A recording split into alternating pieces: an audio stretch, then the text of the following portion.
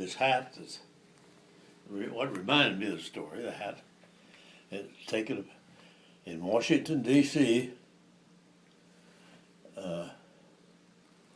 After we'd been in the Pacific, and I gave it to Jim Benford, who lived in Pittsburgh. When I had seen him after we had been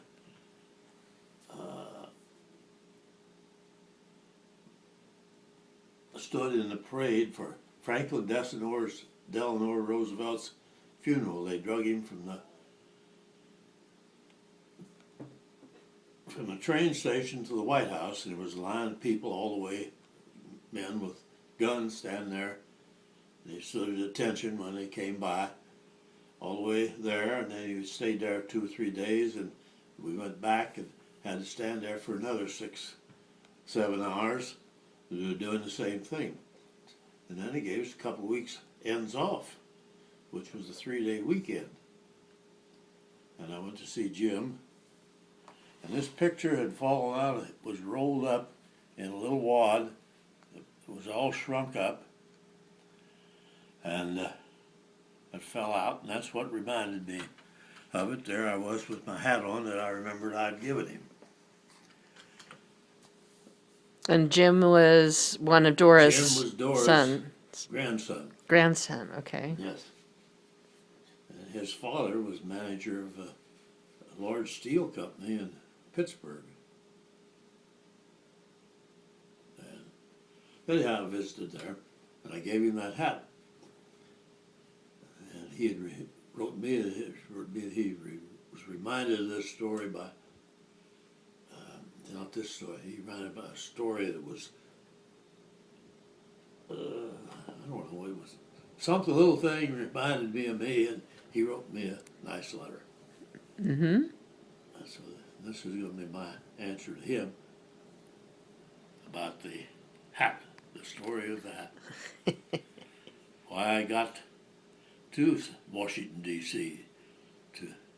to give him a hat. So this was some kind of training that you were in that was... It was advanced school. It was learning more about fire control, gunfire control. Ah. You said it was a plum job because people were tired of being out where there was nothing to do? In the Pacific, stand and watch 8 hours a day, getting up nighttime, daytime, getting shot at, and all that kind of stuff. It was pretty monotonous. Mm-hmm. Wasn't much interested. Never got off of land, hardly. When we did, it was a little island out there, and that was only 2 or 3 times in the whole year and a half. But we did get back to Honolulu once in a while. Anyhow, it was the way I got back to this place. The Guam, Tinian, Saipan invasion was on, which was the longest, toughest invasion that we had. It lasted, several months. And we ran out of food, almost. We got down to the bottom of the flour bin, which was a hole in the front of the ship. And the flour had been down there for a couple of years. And it came out, and it was full of boll weevils. Mm-hmm. Looked like white rye bread, but it wasn't nothing to do but eat it.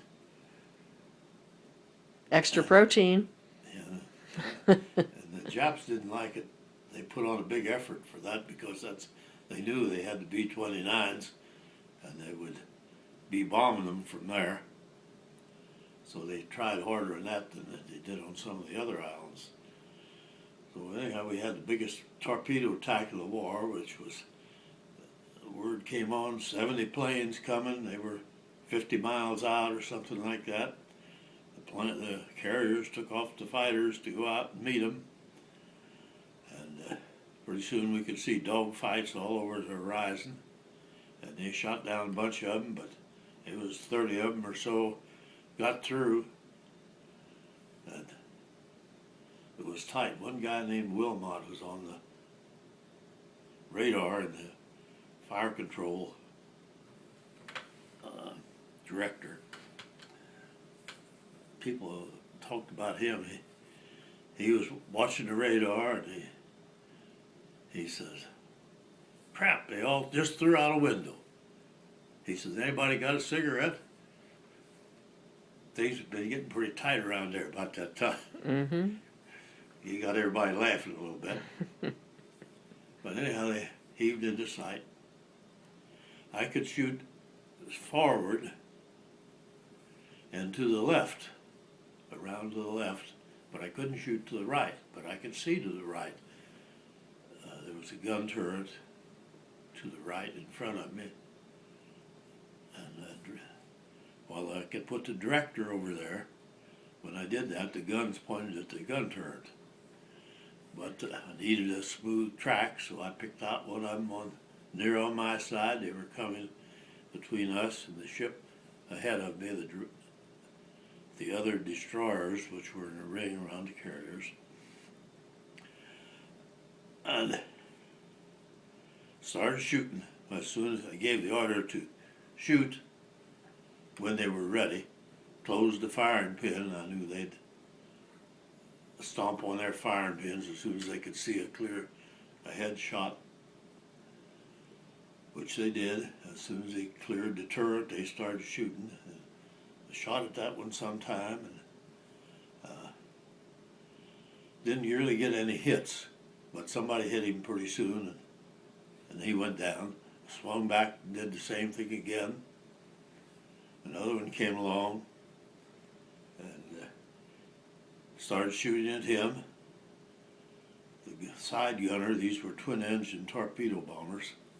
The side blister gunner didn't like the tracers whipping by him, and he was shooting back down the line. We had a little machine gun battle going, machine cannon battle going there for a little bit. And I'm not sure that I hit him or not, but it didn't put him down. I think it was an assist, which is what you got on a hit. Somebody else hit him, and he went down in flames, and I swung back to get another one. And the same, repeated the same. This one was coming in low. He got right in position to drop a torpedo into a carrier. When I hit under the left engine nacelle, which was in line with the pilot cockpit on the front of the plane. And the plane burst into fire. Within an instant, it rolled to the right and hit the water faster than a blink of an eye. You could blink an eye hardly.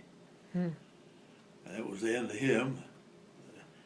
The executive officer, a guy named Harold Hathaway, he was his second in command to the captain, was pounding me on the back, shouting, "You got him, you got him."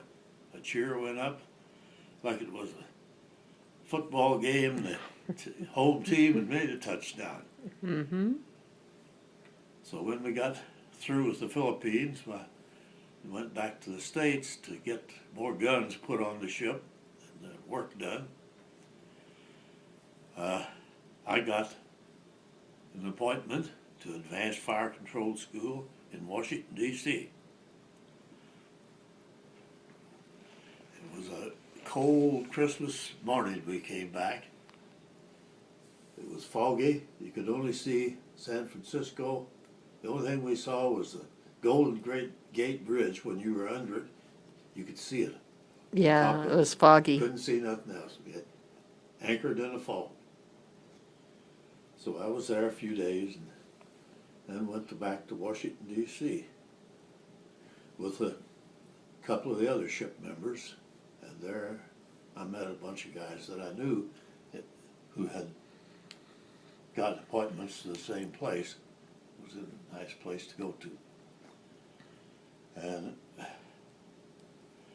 the first night, Saturday night I was there, I decided I would might as well go out and go to the dance. So I walked out and went to the Statler Inn, which was had a new Statler Hotel right across the street from the White House, right at the front door. I walked into the elevator and turned around, faced the front, and a woman screamed, "Albert Hauenstein!" I turned around, and it was Kathleen Petty. I didn't tell about going with her in San Diego here on the first. I skipped that. Ernie was back in Washington, D.C. too. And I visited him many times, and his folks lived there, visited them too. Anyhow, that's so.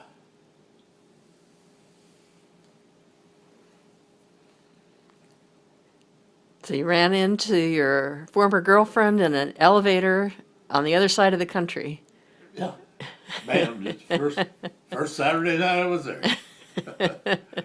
Oh, we went together all the time. I was there. Which was kind of an unusual situation, as is this was Dad. Mm-hmm. You got to put in there that I met her in Washington, in San Diego. I didn't go through the San Diego part of it. Now remind me again who that was that introduced you to her. That was one of your soldier Ernie McCarthy's buddies? one of the buddies in the Okay. class in the Chicago Naval Station. And you said this was a friend of his girlfriend's, Yeah, his wife Kitty his wife's.